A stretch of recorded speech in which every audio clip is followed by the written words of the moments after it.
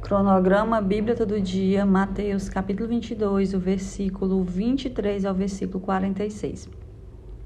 Começando primeiramente sobre a ressurreição, a realidade da ressurreição. Aqui nós vamos ter dois grandes entendimentos a respeito da ressurreição. Primeiramente, que ela é real, nós iremos ressuscitar. Aqueles que morreram com Cristo irão ressuscitar.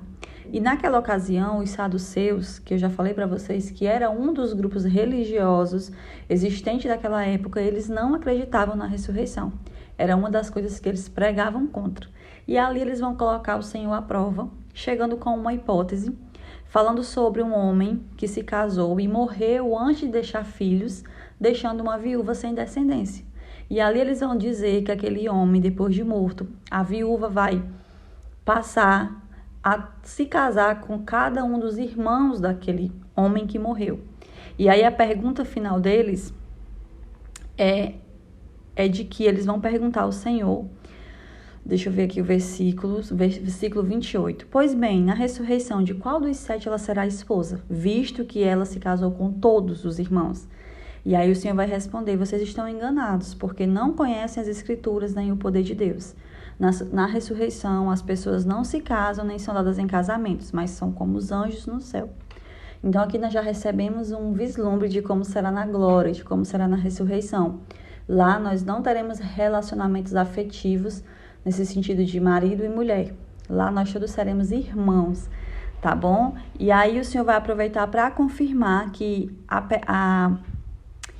no sentido da ressurreição, o Senhor vai dizer assim para eles, vocês não leram sobre o que diz? Eu sou o Deus de Abraão, o Deus de Isaac e Deus de Jacó. Ele não é Deus de mortos, mas de vivos. Ou seja, nós que cremos no Senhor e nós que morremos, né? Nós que vamos passar pela morte, pela primeira morte, mas se nós morrermos com Cristo, estivermos arrependidos dos nossos pecados, nós não veremos a segunda morte. Jéssica, o que é a segunda morte? A segunda morte, meus amados irmãos e irmãs, é aquela da condenação.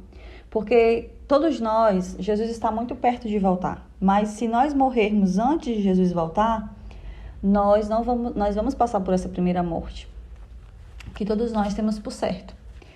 Mas nós que morremos com Cristo teremos um lugar de descanso para esperar o dia que o Senhor vai vir buscar os seus.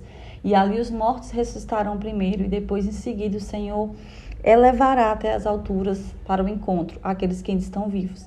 Ou seja, se Jesus voltasse hoje e nós estivéssemos vivos, primeiro os mortos iriam ressuscitar, depois nós iríamos subir. Primeiro os mortos ressuscitam e sobem, e depois nós subiríamos que estamos vivos. É nessa sequência.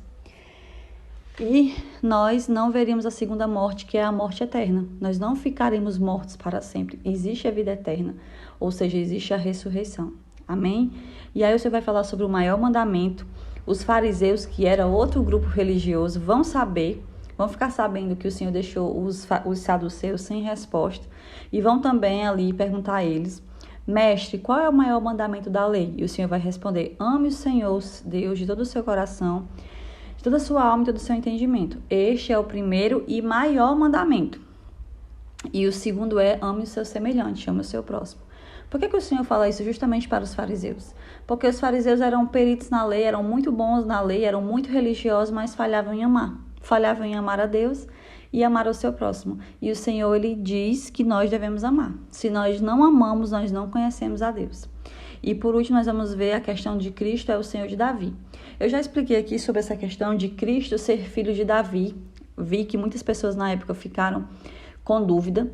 Quando a Bíblia diz Cristo, filho de Davi, não é que Davi seja o pai humano de Jesus. Sabemos que José foi o pai de adoção aqui na terra de Jesus.